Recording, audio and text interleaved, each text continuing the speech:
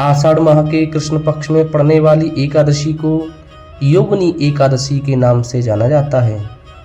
आइए हम उस पवित्र कथा का श्रवण करते हैं।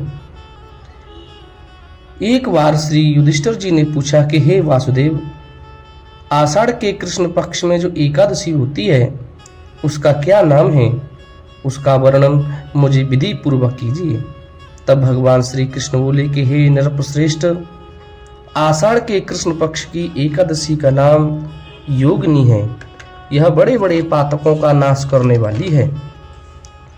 संसार सागर में डूबे हुए प्राणियों के लिए यह सनातन नौका के समान है। तीनों लोकों में यह सारभूत व्रत है। अलकापुरी में राजाधिराज कुबेर रहते हैं। वे सदा भगवान शिव की भक्ति में तत्पर रहने वाले हैं।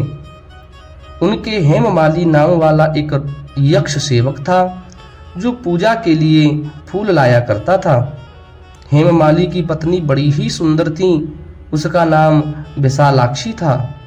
वह यक्ष काम पास में आबद्ध होकर सदा अपनी पत्नी में ही आसक्त रहता था। एक दिन की बात है, हेममाली मानसरोवर से फूल लाकर अपने घर में ही ठहर गया और पत्नी के प्रेम का रसास्वादन करने लगा। अतः कुबेर के भवन में न जा सका। इधर कुबेर मंदिर में बैठकर भगवान शिवजी का पूजन कर रहे थे। उन्होंने दोपहर तक फूल आने की प्रतीक्षा की। जब पूजा का समय व्यतीत हो गया तो यक्षराज ने कुपित होकर सेवकों से पूछा, हे यक्षो, दुरात्मा हेममाली क्यों नहीं आ रहा है? इस बात का पता तो लगाओ। यक्षों ने कहा कि हे राजन, वह तो अपनी पत्नी की कामना में आसक्त होकर के अपनी इच्छाओं के अनुसार घर में ही रमण कर रहा है। उनकी बात सुनकर कुबेर क्रोध में भर गए और तुरंत ही हेममाली को बुलवाया। देर हुई जानकर हेममाली के नेत्र भय से व्याकुल हो रहे थे। वह आकर कुबेर के सामने खड़ा हो गया। उसे देख करके कुबेर की आंखें क्रोध से लाल हो गईं। वे बोले, ओ पापी, ओ दुष्ट, ओ दुराचारी, तूने भगवान की बड़ी अवहेलना की है। अतः क्रोध से युक्त और अपनी उस प्रियतमा से वियुक्त होकर इस स्थान से भ्रष्ट होकर अन्यत्र चला जा। कुबेर का ऐसा कहने पर वह उस स्थान से नीचे गिर गया और उस समय उसके हृदय में महान दुख हो रहा था। कोढ़ों से सारा शरीर पीड़ित था, परंतु शिव पूजा के प्रभाव से उसकी स्मरण शक्ति लुप्त नहीं होती थी। पातक से दवा होने पर भी वह अपने पूर्व कर्म को याद रखता था।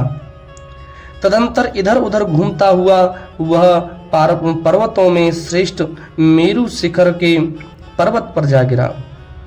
वहां उसे तपस्या के पुण्य मुनिवर मार्कंडेय जी का दर्शन हुआ। पाप कर्मा यक्ष ने दूर से ही मुनि के चरणों में प्रणाम किया। मुनिवर मार्कंडेय जी ने उसे भय से कांपते देख परोपकार की इच्छा से निकट बुला करके कहा कि तुझे कोढ़ के रोग ने कैसे दबा लिया है? तू क्यों इतना अधिक निंदनीय जान पड़ता है? यक्ष बोला, हे मुनि, मैं कुबेर का अनुचर हूँ। मेरा नाम हेममाली है। मैं प्रतिदिन मानसरोवर से फूल लेकर के भगवान शिव की पूजा के समय कुबेर को दिया करता था।